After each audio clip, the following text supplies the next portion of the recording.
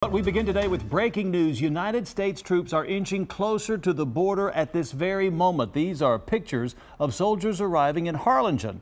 They're there to stage and be ready for the very first missions along the border in support of Operation Faithful Patriot.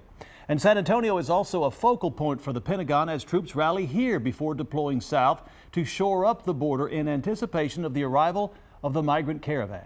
Eyewitness News military reporter Luke Simons is at Joint Base San Antonio Lackland, where Operation Faithful Patriot is preparing to assist at the border. I am standing outside of Joint Base San Antonio's Lackland Air Force Base. You may be able to hear some of the planes flying above me, but we are actually here because inside there are more than 1,000 troops that are waiting to be deployed to the United States-Mexico border. Today we're getting our first look at some of the troops that have arrived within the last 24 hours. These units will not be in charge at the border, however. Instead, they will support the Department of Homeland Security with U.S. Customs and Border Protection needs. The Secretary of Defense has approved active duty forces to help with military planning. Helicopter companies can be available to move tactical personnel. Engineering battalions can help with temporary vehicle barriers and fencing, and medical units can help treat patients when needed. As of now, there are 5 base support installations that will be logistic hubs in helping with the response here in Texas. Those sites include Fort Bliss in El Paso, Joint Base San Antonio, and 3 naval stations further south at Corpus Christi, Harlingen, and Kingsville. The troops that are involved seem to be ready for whatever they're needed to do.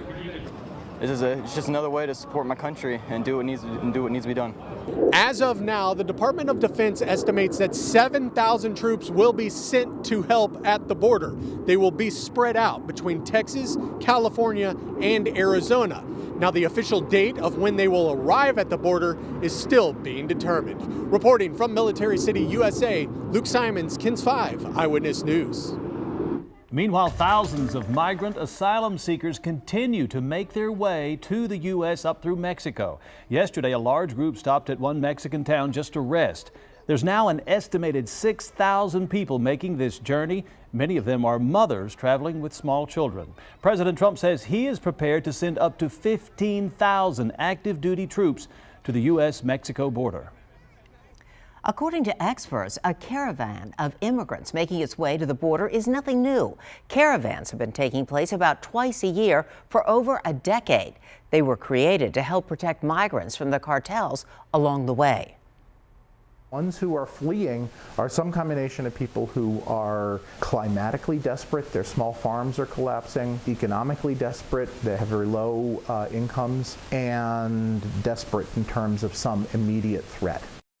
The violence in countries like Honduras, Guatemala, and El Salvador has led more families, not just single adults, to try to make the journey.